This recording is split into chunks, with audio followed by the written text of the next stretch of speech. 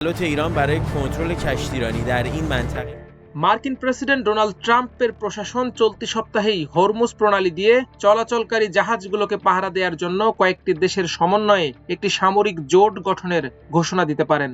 মার্কিন কর্মকর্তাদের বরাত দিয়ে রোববার ওয়াল স্ট্রিট জার্নাল এ তথ্য জানিয়েছে। তবে বিষয়টি নিয়ে কঠোর হুঁশিয়ারি দিয়েছে ইরান। দেশটির বিপ্লবী গার্ড বাহিনী আইআরজিসির মুখপাত্র আলী মোহাম্মদ নাইনি ইরানের নৌ সক্ষমতা ধ্বংস হয়ে যাওয়ার মার্কিন দাবি সরাসরি প্রত্যাখ্যান করেছেন।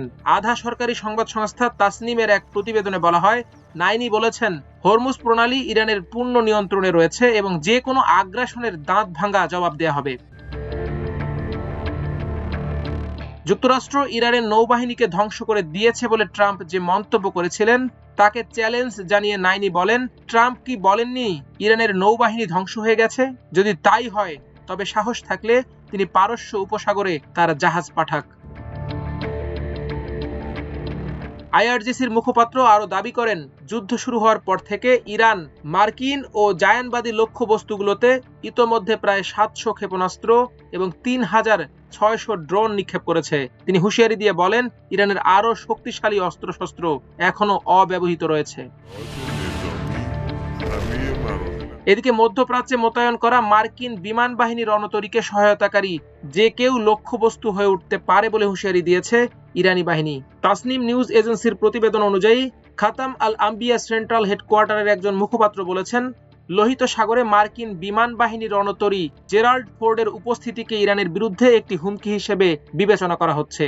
ওই মুখপাত্র আরও বলেন, লোহিত সাগরে উল্লিখিত নৌবহরটির জন্য নিয়োজিত লজিস্টিক ও সার্ভিস সেন্টারগুলোকে ইরানের সশস্ত্র বাহিনীর লক্ষ্যবস্তু হিসেবে বিবেচনা করা হচ্ছে।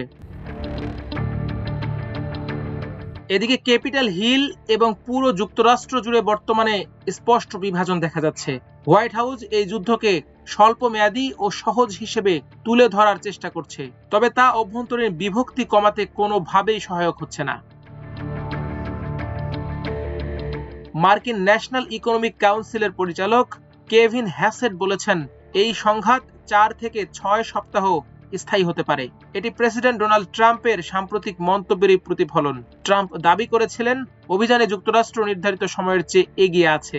জ্বালানি সচিব ক্রিস রাইটও একই ধরনের মন্তব্য করেছেন। তবে তারা এমন সময়ে এসব বক্তব্য দিচ্ছেন যখন ইরানের পররাষ্ট্রমন্ত্রী আব্বাস আরাকচি বলেছেন, তাদের দেশ যতদিন প্রয়োজন ততদিন লড়াই করতে প্রস্তুত ও সক্ষম।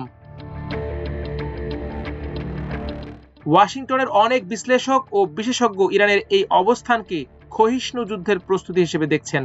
এটি মূলত রাজনৈতিক ও অর্থনৈতিক সংঘাতকে দীর্ঘায়িত করার একটি কৌশল।